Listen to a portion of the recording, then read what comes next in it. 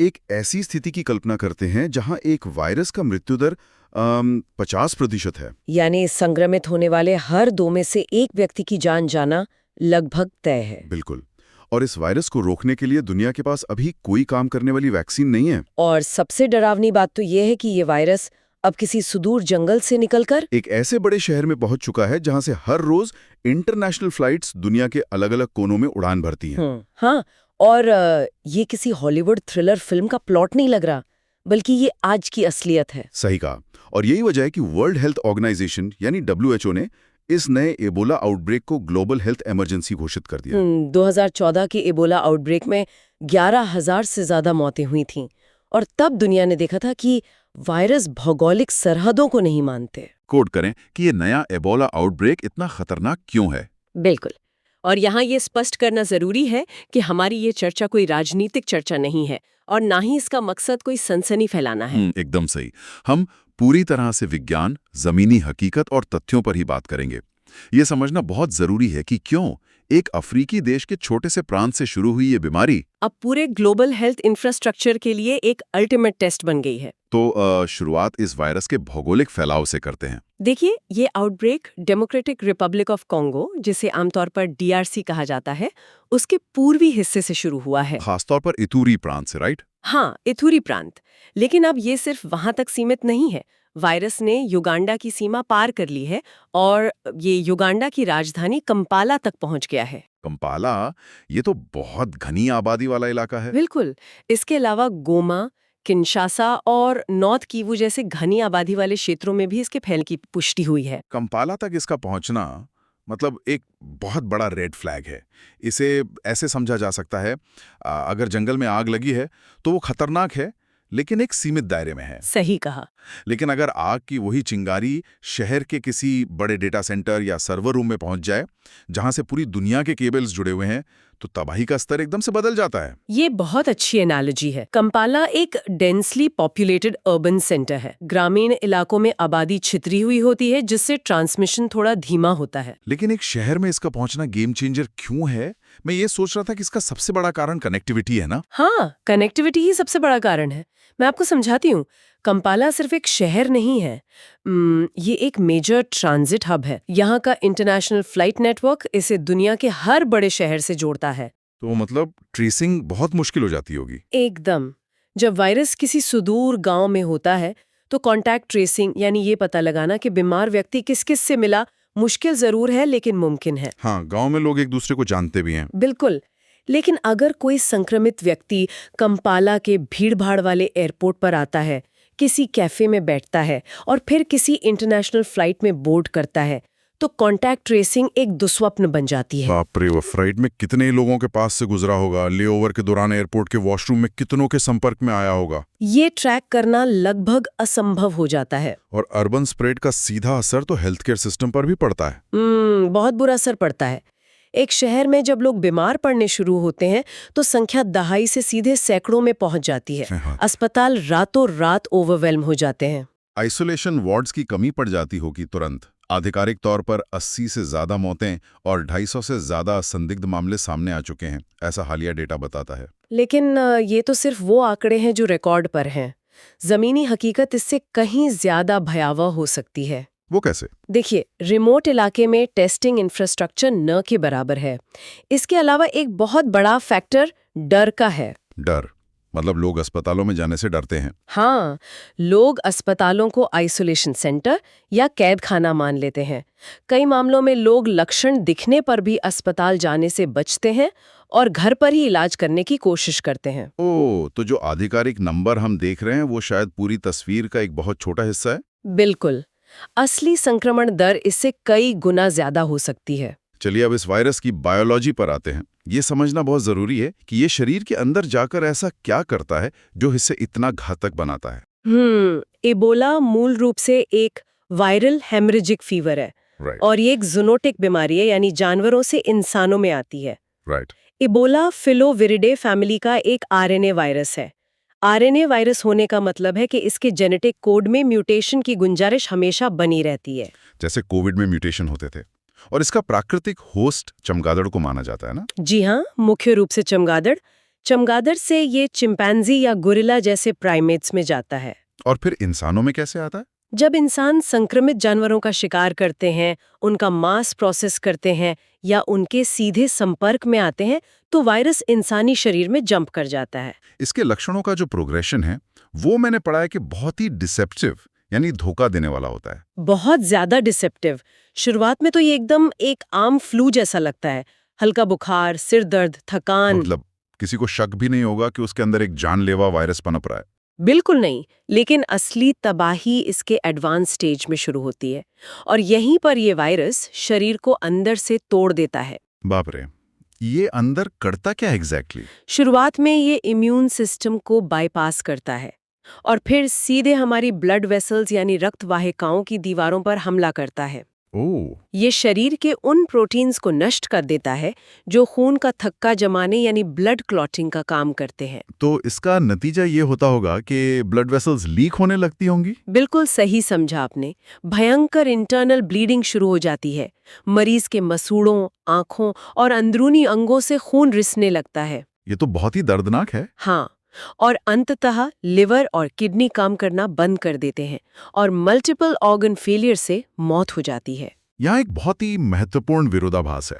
हमने कोविड-19 के दौरान देखा कि एक रेस्पिरेटरी वायरस जो हवा से फैलता है वो कितनी जल्दी दुनिया को अपनी चपेट में ले सकता है। लेकिन एबोला हवा से नहीं फैलता। बिल्कुल, ये इन्फेक्टेड व्यक्ति के शारीरिक तरल पदार्थों जैसे खून, पसीना, लार या उल्टी के सीधे संपर्क में आने से ही फैलता है। बिल्कुल। तो अगर ये कोविड की तरह हवा में नहीं तैरता तो फिर ये इतनी तेजी से आउट ऑफ कंट्रोल कैसे हो रहा है? ये सबसे दिलचस्प बात है यहाँ। देखिए, ट्रांसमिशन हवा से न होने के बावजूद एबोला का जो वायरल लोड है वो इसे बेहद संक्रामक बनाता है। एक संक्रमित व्यक्ति के शरीर के तरल पदार्थों की एक छोटी सी बूंद में भी करोड़ों की संख्या में वायरस हो सकते हैं। जी हाँ, करोड़ों वायरस। और इस 2026 के आउटब्रेक को जो चीज सबसे ज्यादा डरावना बना रही है वो सिर्फ एबोला का होना नहीं है, बल्कि उसका एक विशिष्ट स्ट्रेन होना है, जिसे हम बुंडीबुगियो स्ट्रेन कहते हैं, राइट? बिल्कुल, बुंडीबुगियो स्ट्रेन। इसे पहली बार 2007 में युगांडा के बुंडीबुगियो जिले में ही खोजा गया था। अब यहाँ बायोलॉजिकल कॉम्प्लेक्सिटी को समझना होगा। हाँ, क्योंकि वैक्सीन का भी तो कोई इशू है यहाँ। बहुत बड़ा इशू है। दुनिया के पास एबोला से लड़ने के लिए एरवेबो नाम की एक प्रमाणित वैक्सीन मौजूद है, लेकिन ये वैक्सीन विशेष रूप से एबोला के जायर स्ट्रेन के खिलाफ डिजाइन की गई है। इसको हम लॉक और की एनालॉजी से समझ सकते हैं। मतलब वैक्सीन एक खास चाबी की तरह होती है जो वायरस की सतह पर मौजूद स्पाइक प्रोटीन वाले ताले में फिट होके उसे बेअसर कर देती है। एकदम परफेक्ट एनालॉजी है। लेकिन इस बुंडीबुगियो स्ट्रेन में म्यूटेशन के कारण वो ताला बदल चुका है, तो पुरानी एरवेबो चाबी अब इस नए ताले में फिट ही नहीं होती। ये एकदम सही आकलन है। एरवेबो वैक्सीन जायर स्ट्रेन के ग्लाइकोप्रोटीन को टारगेट करती है और बुंडीबुगियो का स्ट्रक्चर अलग है। हाँ, बुंडीबुगियो स्ट्रेन का स्ट्रक्चर इतना अलग है कि वो वैक्सीन इसके खिलाफ कोई कारगर इम्यून रिस्पॉन्स पैदा नहीं कर पाती। इसका सीधा मतलब ये है कि हमारे पास वर्तमान में इस आउटब्रेक को रोकने के लिए कोई भी वैक्सीन नहीं है। मतलब ग्लोबल हेल्थ एजेंसीज के पास जो भी स्टॉक रखा है वो इस लड़ाई में काम नहीं आएगा। बिल्कुल भी नहीं। और यही वजह है कि इसका मृत्यु दर 50% से ऊपर जा रहा है। और ऐतिहासिक रूप से तो एबोला के कुछ आउटब्रेक्स में मृत्यु दर 70 से 90% तक रहा है। जी, और बिना किसी बायोलॉजिकल सुरक्षा कवच के इस वायरस का सामना करना किसी भी हेल्थ केयर वर्कर के लिए सबसे बड़ा दुस्वप्न है। डॉक्टर्स और नर्सेज सबसे पहली लाइन ऑफ डिफेंस होते हैं और सबसे ज्यादा खतरे में भी। एबोला का मरीज जब एडवांस स्टेज में होता है तो वो अत्यधिक संक्रामक होता है। एक हेल्थ केयर वर्कर चाहे कितनी भी अच्छी क्वालिटी की पीपीई किट क्यों ना पहन ले, पसीने या खून की एक बूंद का किसी भी तरह से त्वचा या आंख के संपर्क में आ जाना जानलेवा साबित हो सकता है। हाँ, मतलब सोचिए, थकान से भरी एक लंबी शिफ्ट के बाद पीपीई किट उतारते समय होने वाली एक छोटी सी मानवीय चूक भी सीधा इन्फेक्शन का कारण बन जाती है। बायोलॉजी तो इस वायरस को खतरनाक बनाती ही है, लेकिन एक और हिस्सा है जो इस पूरे सिनेरियो को लगभग नामुमकिन चुनौती में बदल देता है। आप जमीनी हकीकत की बात कर रहे हैं ना? बिल्कुल। इन प्रभावित क्षेत्रों की जमीनी और सामाजिक हकीकत पूर्वी कांगो और इटूरी प्रांत कोई सामान्य इलाके नहीं है। ये दशकों से चला आ रहा एक भयंकर संघर्ष क्षेत्र है। ये एक बहुत ही क्रिटिकल फैक्टर है। देखिए, विज्ञान और मेडिकल प्रोटोकॉल तभी काम करते हैं जब उन्हें लागू करने के लिए एक स्टेबल एनवायरनमेंट हो। और वहां तो स्टेबिलिटी है ही नहीं। बिल्कुल नहीं। इटूरी और उसके आसपास के इलाकों में दर्जनों हथियारबंद गुट और मिलिशिया सक्रिय हैं। वहां अवैध खनन का एक पूरा पैरेलल सिस्टम चलता है। जिसके कारण बड़े पैमाने पर विस्थापन होता होगा। हाँ, लाखों शरणार्थी अपनी जान बचाने के लिए एक इलाके से दूसरे इलाके में लगातार भाग रहे हैं। ऐसे कॉन्फ्लिक्ट जोन में मेडिकल रिस्पांस टीम भेजना ही अपने आप में एक मिलिट्री ऑपरेशन जैसा है। सही कह रहे हैं आप। मतलब जहां गोलियां चल रही हों वहां आप एक सुरक्षित और स्टेराइल आइसोलेशन सेंटर कैसे बनाएंगे? वहां ना तो पीपी किट्स की सप्लाई चेन मेंटेन की जा सकती है और ना ही कॉन्टैक्ट ट्रेसिंग हो सकती है। जो व्यक्ति आज एक रिफ्यूजी कैंप में है, हो सकता है वो कल डर के मारे किसी दूसरे गांव भाग जाए और अपने साथ वायरस भी ले जाए। और ऐसे माहौल में हेल्थ के वर्कर्स पर भी हमले होते हैं, क्योंकि लोग बाहरी लोगों को शक की नजर से देखते हैं। बिल्कुल। और अस्थिरता के साथ साथ एक और बहुत बड़ी चुनौती स्थानीय मान्यताओं और सांस्कृतिक प्रथाओं की भी है। हाँ, मैंने भी सुना इसके बारे में। 1976 में जब पहली बार इबोला नदी के पास ये वायरस मिला था, तब से लेकर 2014 के बड़े आउटब्रेक तक एक पैटर्न लगातार देखा गया है। जो पारंपरिक अंतिम संस्कार की प्रथाएं हैं, राइट? हाँ, पारंपरिक अंतिम संस्कार की प्रथाएं। वहाँ मृत शरीर को नहलाने और उसे छूकर अंतिम विदाई देने की पुरानी परंपरा है। और यहीं पर इंसानी भावनाएं और वायरोलॉजी का सीधा टकराव होता है। कोविड में हमने देखा कि इंसान के मरने के कुछ समय बाद वायरस भी खत्म होने लगता है। लेकिन इबोला में ऐसा बिल्कुल नहीं होता। इबोला का वायरल लोड इंसान के शरीर में उसकी मृत्यु के समय अपने चरम पर होता है। बाप रे, मतलब मृत शरीर वायरस का एक जीता जागता बम बन चुका होता है। बिल्कुल। तो जब शोक में डूबा परिवार उस शरीर को नहलाता है या सामूहिक शोक सभा में उसे छूता है, तो वे अनजाने में उस वायरस के सबसे ज्यादा सघन संपर्क में आ जाते हैं। जो रिचुअल उस समुदाय के लिए सम्मान और शोक का प्रतीक है, वो बायोलॉजिकली एक भयंकर सुपर स्प्रेडर इवेंट बन जाता है। जी, एक अंतिम संस्कार पूरे के पूरे गांव को संक्रमित कर सकता है। और मेडिकल टीमों के लिए ये समझाना बहुत मुश्किल होता है कि वे किसी परिवार को उनके प्रियजनों का अंतिम संस्कार करने से रोकें। जाहिर है वो इमोशनल मोमेंट होता है। जब बाहरी डॉक्टर पीपीई किट पहनकर आते हैं और शव को प्लास्टिक बैग में सील करके ले जाते हैं, तो स्थानीय लोगों में अफवाह फैल जाती है कि उनके लोगों को मारा जा रहा है या उनके अंग निकाले जा रहे हैं। और ये अविश्वास वायरस को छिपकर फैलने का पूरा मौका देता है। विज्ञान और लॉजिस्टिक्स अपनी जगह हैं, लेकिन इंसानी डर, अविश्वास और दशकों का ट्रॉमा इस लड़ाई को कई गुना जटिल बना देते हैं। एकदम सही। अब इस स्थानीय जमीनी हकीकत से थोड़ा जूम आउट करते हैं और ग्लोबल रिस्पॉन्स की बात करते हैं। WHO ने इस स्थिति को public health emergency of international concern या PHEIC घोषित कर दिया है। जी, 2005 के इंटरनेशनल हेल्थ रेगुलेशन के तहत ये एक बहुत बड़ा कदम है। ये ग्लोबल हेल्थ गवर्नेंस का सबसे उच्च स्तर का अलर्ट है। लेकिन यहाँ इमरजेंसी और पैंडेमिक यानी महामारी, इसके बीच के फर्क को समझना जरूरी है। जब लोग इमरजेंसी सुनते हैं तो उन्हें लगता है कि सब कुछ आउट ऑफ कंट्रोल हो गया है। लेकिन असल में इमरजेंसी एक अर्ली इंटरवेंशन मैकेनिज्म है। ये एक अलार्म बेल है जो दुनिया के देशों को जगाने के लिए बजाई जाती है कि अगर अभी इंटरनेशनल कोऑर्डिनेशन, सर्वेलियंस और फंडिंग नहीं की गई तो स्थिति हाथ से निकल जाएगी। बिल्कुल। इसका मतलब है कि ये अभी पैंडेमिक नहीं है। पैंडेमिक का मतलब होता है कि बीमारी पूरी तरह से बेकाबू होकर दुनिया के कई महाद्वीपों में कम्युनिटी स्प्रेड के स्तर पर फैल चुकी है। तो मतलब WHO की इमरजेंसी घोषणा एक चेतावनी है कि हमारे पास इसे पैंडेमिक बनने से रोकने की एक बहुत छोटी सी खिड़की बची है। हाँ, ये एक ग्लोबल कॉल टू एक्शन है। इस डिक्लेरेशन के बाद अंतर्राष्ट्रीय संस्थाएं फंड्स रिलीज कर सकती हैं, प्रभावित देशों में मेडिकल रिसोर्सेज मोबिलाइज किए जा सकते हैं और पड़ोसी देशों को अपनी सीमाएं और एयरपोर्ट स्क्रीनिंग सख्त करने का लीगल आधार भी मिल जाता है। बिल्कुल। ग्लोबल स्प्रेड की जब बात आती है तो भारत या दुनिया के अन्य देशों पर इसके प्रभाव का असेसमेंट क्या कहता है? देखिए, डायरेक्ट खतरे की संभावना कम से मध्यम आकी गई है, लेकिन डायरेक्ट फ्लाइट्स ना होना कोई गारंटी नहीं है।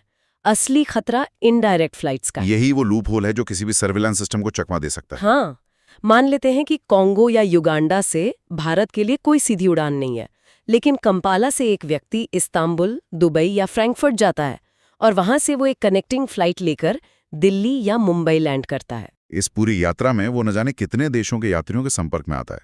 और इबोला का इंक्यूबेशन पीरियड मैंने सुना है 2 से 21 दिनों का होता है।